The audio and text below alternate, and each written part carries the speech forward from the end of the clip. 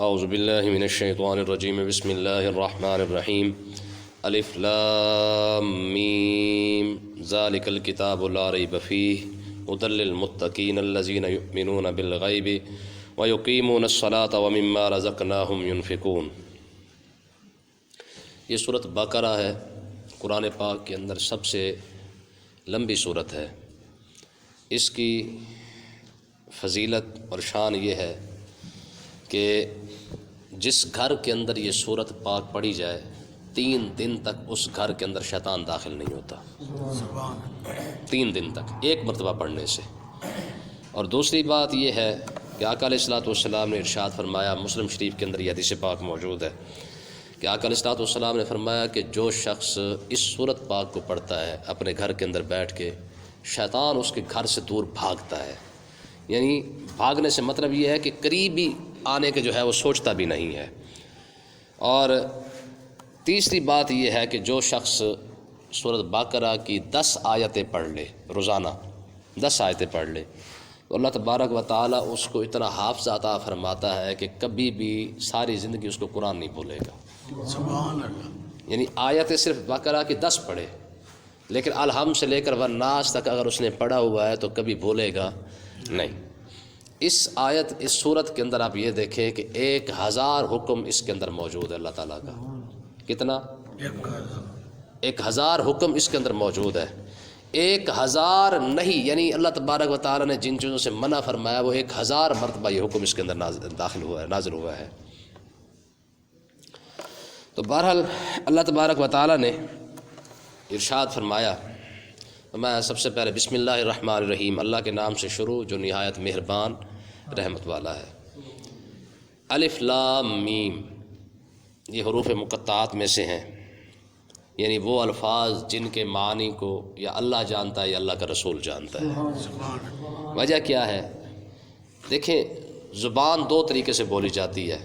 کچھ جملے ایسے ہوتے ہیں، الفاظ ایسے ہوتے ہیں کہ جب بندہ پوری جملے کو، بات کو دہراتا ہے تو یا پہلی مرتبہ بولتا ہے تو لوگوں کو سمجھ آ جاتی ہے۔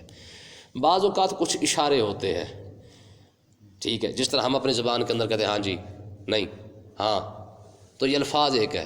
اب جب کچھ الفاظ ایسے ہوتے ہیں جس سے ہمیں پوری بات سمجھ میں آ جاتی ہے، ٹھیک ہے، تو عرب کے اندر بھی ایسے الفاظ موجود تھے جس طریقے سے وہ بولا کرتے تھے، یعنی پورا جملہ بھی بول دیتے، بعض اوقات ایک ہی لفظ بول کر پوری مراد سمجھا دیتے۔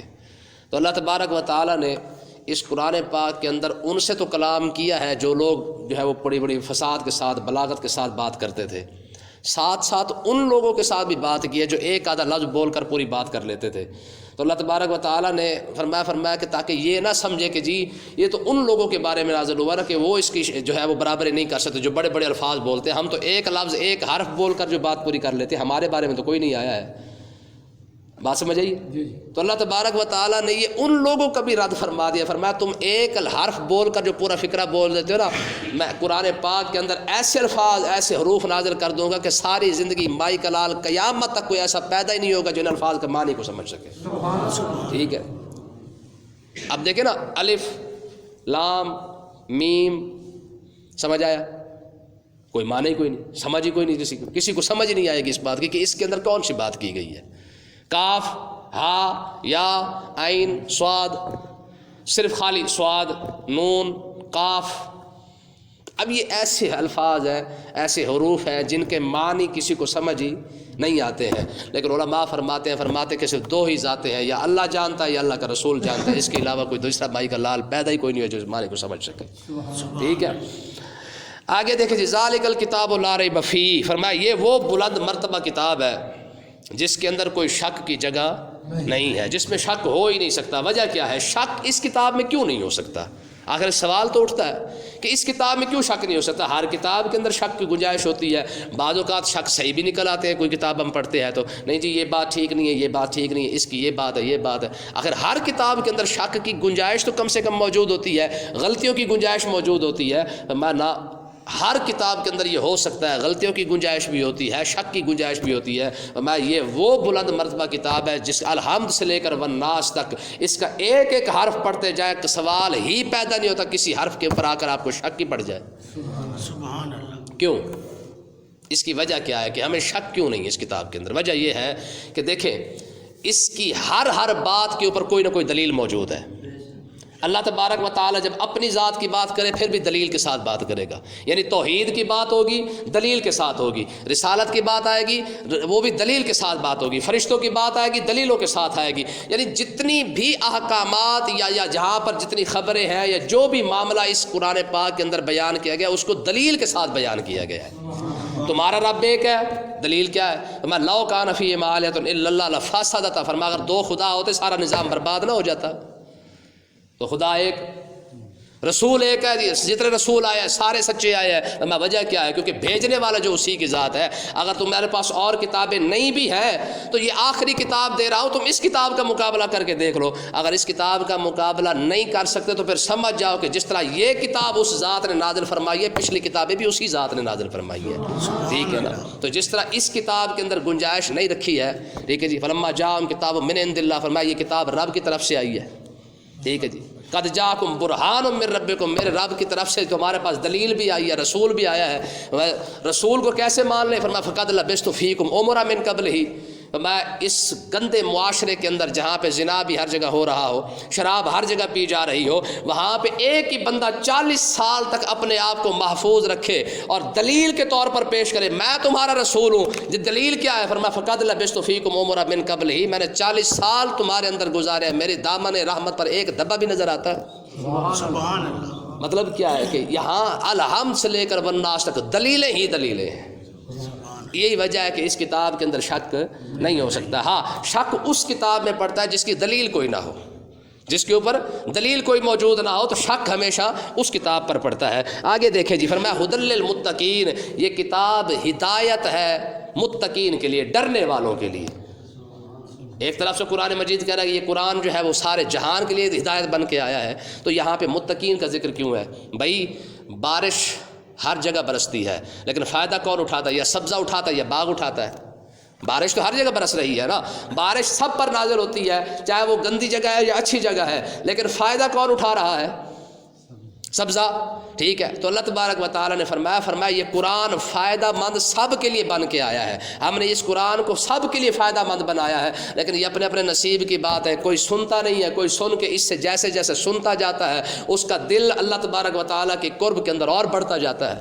تو یہی وجہ ہے کہ یہ متقین کے لیے ہدایت ہے۔ وجہ کیا ہے کہ جیسے جیسے متقین نیک لوگ ایمان والے لوگ جیسے جیسے قرآن پڑھتے جاتے ہیں ان کا ایمان بڑھتا جاتا ہے۔ فَأَمَّا الَّذِينَ آمَنُوا فَزَادَتْهُمْ ایمانا، صحابہ کہتے ہیں کہ جیسے جیسے قرآن کی آیت نازل ہوتی جاتی ہے ہمارا ایمان بڑھتا جاتا، ٹھیک ہے۔ تو مطلب یہ ہے کہ قرآن ہدایت ھدی للناس، یہ تو قرآن مجید کے اندر ہے، ٹھیک ہے۔ یا ایھا الناس قد جاءتکم موعظۃ من ربکم وشفاء لما فی الصدور، اس طریقے سے قرآن مجید کی آیت ہے۔ فرمایا کہ یہ قرآن ہدایت بن کے آئے سب لوگوں کے لیے، لیکن فائدہ صرف متقین اٹھا رہے ہیں۔ فرمایا متقین ہیں کون؟ فرمایا الذین یؤمنون بالغیب، یہ ان کی اب تعریف بیان کی جا رہی ہے کہ متقین کہتے کس کو ہے، ڈرنے والا ہے کون؟ فرمایا الذین یؤمنون بالغیب، رب کی ہر بات جو چھپی ہوئی ہے جو پوشیدہ ہے وہ ساری باتوں پر جو ہے وہ ایمان لاتے ہیں، چاہے سمجھ آئے چاہے نہ آئے، آنکھوں کے سامنے ہو یا نہ ہو۔ جب بات دیکھیں نا، کئی اس طرح معاملات ہیں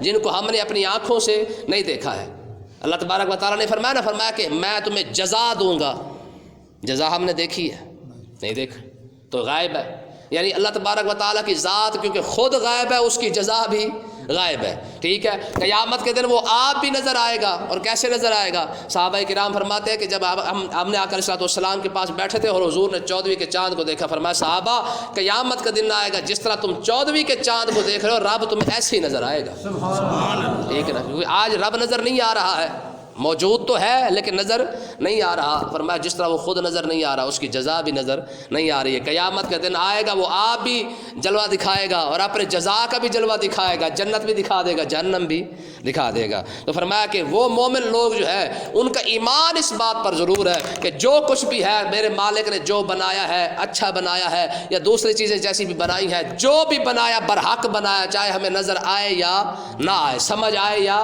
نہ آئے۔ دیکھیں آگے دیکھیں، فرمایا وَيُقِيمُونَ الصَّلَاةَ، یہ ان کی دوسری خصوصیت ہے، کن کی؟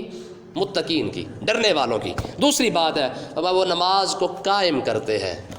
نماز کو پڑھنے اور قائم کرنے میں کیا فرق ہے؟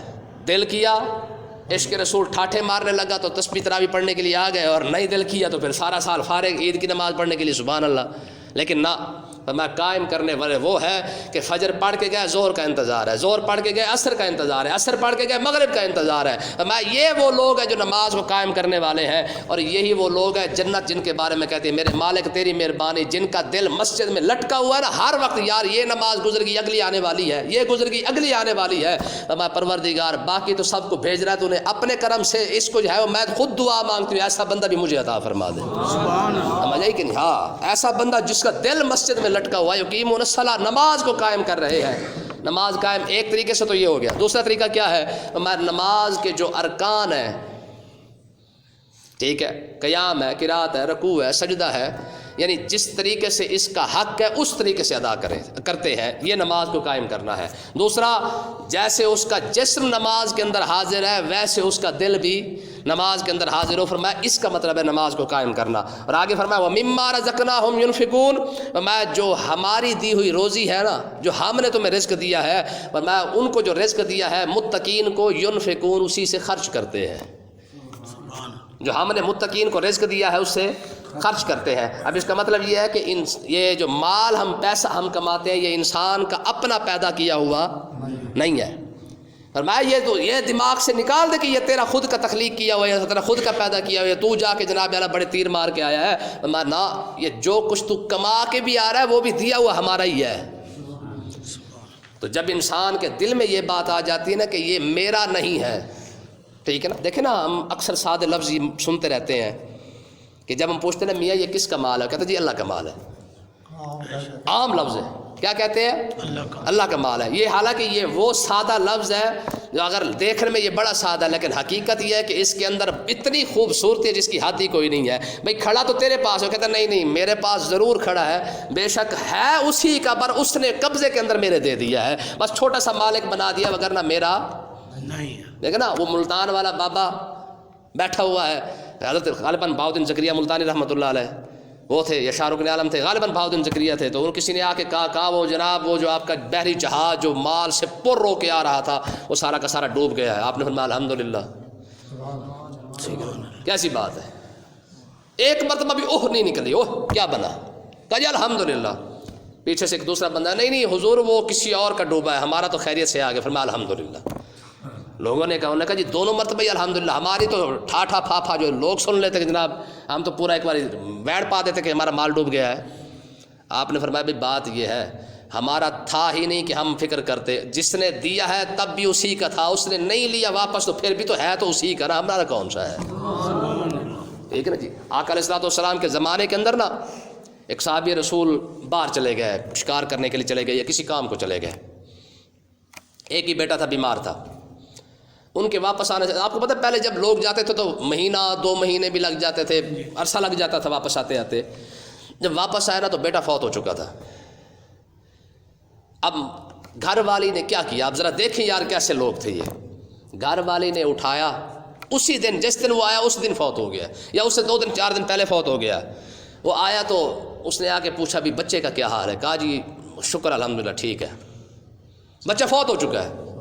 کہا جی آپ نہا لیں، کھانا کھا لیں، کھانا کھایا، کھانا کھانے کے بعد جو ہے وہ جب رات کو بیٹھے اکٹھے تو اب صحابی پوچھ رہے، کہتے یار وہ بچے کا حال کیا، کہا جی شکر الحمدللہ۔ کہتے میں نے آپ سے ایک بات پوچھنی تھی، ذرا آپ پہلے وہ بات تو بتائیں ذرا۔ تو صحابی رسول نے کہا ہاں جی کیا بات ہے، انہوں نے کہا مجھے آپ ایک مسئلہ سمجھائیں ذرا، مسئلہ تھوڑا سا ذرا عجیب لگ رہا ہے مجھے، میں نے کہا چلو آپ سے پوچھ لیتی ہوں۔ انہوں نے کہا جی پوچھیں۔ کہا اگر کوئی امانت کسی کے پاس رکھوا دے اور اس امانت سے دل بھی لگ جائے اور بندہ اس کے ساتھ اپنا دل لگا لے امانت کے ساتھ، پھر اس کے ساتھ دل لگانے کے بعد وقت گزرتا رہے، جب اس کے ساتھ دل لگ جائے اچانک وہ امانت والا آ کے مانگے ہاں بھی میری امانت ہے واپس کرو، دینی چاہیے کہ نہیں؟ کیسا انداز ہے، نہیں سمجھ آ رہا اشارہ؟ تو ماجی دل لگ جائے امانت کے ساتھ، بندہ دل بھی لگا لے، کھیلتا کودتا بھی رہے اس کے ساتھ، پوری توجہ اس کی طرف ہو جائے، اچانک وہ پیچھے امانت والا آ جائے، کہا ہاں جی وہ امانت میں نے تمہارے پاس رکھی تھی، دینی چاہیے کہ نہیں؟ صحابی رسول نے کہا جی بالکل دینی چاہیے، امانت امانت ہے۔ کہا جی پھر آپ بھی صبر کریں، رب نے جو امانت ہمیں دی تھی اللہ تبارک و تعالیٰ نے وہ واپس لے لی ہے۔ کیسی صابرہ خاتون ہے یار، کس انداز کے ساتھ اپنے گھر والے کے دل جوئی کی ہے، کس انداز کے ساتھ اس کو حوصلہ دیا ہے۔ تو بہرحال میں وَمِمَّا رَزَقْنَاهُمْ يُنْفِقُونَ، جو ہم نے تمہیں دیا ہے، رزق کا مطلب یہ نہیں ہوتا صرف پیسہ نہیں ہوتا ہے، رزق سے مراد ایمان بھی ہو سکتا ہے، یعنی جو رب نے ایمان تمہیں دیا ہے جی، رب نے جو پیسہ تمہیں دیا ہے، رب نے جو اولاد تمہیں دیا ہے، اس کو دین کے راہ پر چلاؤ، یہ بھی خرچہ ہے، ٹھیک ہے۔ رب نے ایمان دیا ہے، اس کو آگے لوگوں کے لیے فکر کرنا، یہ بھی تو خرچ ہے کہ نہیں ہے۔ وقت ہے تمہارے پاس، تم دین کے رستے پہ وقت جو ہے لگا رہے ہو، وقت جو لوگوں کو دین سمجھا رہے ہو، یہ بھی تو خرچ ہے کہ نہیں ہے۔ حالانکہ لوگ صرف رزق سے مراد صرف خالی پیسہ لیتے ہیں، رزق سے مراد صرف پیسہ سمجھتے ہیں، حالانکہ رزق سے مراد پیسہ نہیں ہوتا ہے، ایمان سے بڑا رزق کوئی نہیں ہے اگر رب نے کسی کو دیا ہے تو۔ سمجھ آئی کہ نہیں آئی؟ آگے دیکھیں، فرمایا یہی وہ لوگ ہیں والذین یؤمنون بما انزل الیک، فرمایا محبوب ان لوگوں کی شان یہ ہے، فرمایا وہ جو آپ پر نازل کیا گیا ہے، یہ اس پر بھی ایمان لاتے ہیں، وما انزل من قبلک، اور آپ سے پہلے جن لوگوں جو کچھ نازل کیا گیا یہ اس پر بھی ایمان رکھتے ہیں۔ اچھا، یہ آیت ختم نبوت کی بڑی زبردست دلیل ہے۔ اللہ تبارک و تعالیٰ نے فرمایا محبوب یہ جو متقین کی شان ہے، جو آپ پر نازل ہوا ہے اور آپ سے پہلے والے لوگوں پر، پہلے نبیوں پر جو نازل ہوا ہے، سب پر یہ ایمان رکھتے ہیں۔ اس کا مطلب یہ ہے کہ اگر میرے نبی کے بعد کوئی نبی آتا تو اس کا لازمی یہاں پہ ذکر کیا جاتا کہ محبوب جو آپ کے بعد نبی آئے گا اس پر بھی ایمان لائیں گے۔ کیوں جی؟ اس کا مطلب یہ ہے کہ یہ ختم نبوت کی سب سے بڑی دلیلوں میں سے ایک دلیل یہ ہے کہ جو آپ پر نازل کیا گیا اور آپ سے پہلے والوں پر، اس کا مطلب یہ ہے کہ میرا نبی سب سے آخری نبی ہے، انا خاتم النبیین لا نبی بعدی، حضور نے فرمایا میں آخری نبی ہوں، میرے بعد نبی کوئی نہیں آئے گا۔ دلیل یہ ہے کہ رب نے جو مجھ پر نازل کیا اور مجھ سے پہلے نبیوں پر نازل کیا ہے، اگر میرے نبی کے بعد کوئی نبی آتا تو اس آیت کے اندر اس کا ذکر ضرور موجود ہوتا۔ ٹھیک ہے جی، وبالآخرۃ ہم یوقنون، اور آخرت پر بھی یقین رکھتے ہیں، ٹھیک ہے نا۔ یہ ان کی چوتھی پانچویں خصوصیت ہے۔ فرمایا متقین کی یہ صفات اللہ تبارک و تعالیٰ نے بیان فرمائی ہیں۔ فرمایا ان کا حال یہ ہے، ایک تو وہ غیب پر ایمان رکھتے ہیں، نماز قائم کرتے ہیں، جو ہم نے دیا ہے اس میں سے خرچ بھی کرتے ہیں، جو آپ پر نازل کیا ہے اس کو پر بھی ایمان رکھتے ہیں، جو نبیوں پر نازل کیا اس پر بھی ایمان رکھتے ہیں۔ سب سے بڑی بات یہ ہے کہ ان کو اس بات کا بھی یقین ہے کہ ایک وقت ایسا آنے والا ہے جب ہم نے رب کے سامنے کھڑا بھی ہونا ہے۔ تو اللہ تبارک و تعالیٰ نے فرمایا جن کے پاس یہ صفات ہوں ان کا انعام کیا ہے؟ فرمایا اولئک علی ھدی من ربہم، فرمایا یہی لوگ اپنے رب کی طرف سے ہدایت پر ہیں۔ ہاں، جس بندے نے یہ دیکھنا ہونا کہ میں اپنے رب کی طرف سے مجھے ہدایت ملی ہے کہ نہیں ملی ہے، وہ اس لسٹ کو چیک کر لے، یہ 5-6 چیزوں کو اگر واقعی وہ دل سے مان رہا ہے اور اس کے دل کے اندر یہ تھوڑا سا بھی خوف ہے نا، یار میں نے رب کے سامنے بھی کھڑا ہونا ہے، ٹھیک ہے، نماز کا، روزے کا، حج زکوٰۃ، یہ ساری چیزوں کا فکر ہے، ایمان کی فکر ہے، تو فرمایا پھر یہی لوگ کیا ہے؟ فرمایا ان کا انعام یہ ہے، پہلا انعام یہ ہے کہ اولئک علی ھدی من ربہم، اللہ تبارک و تعالی نے دنیا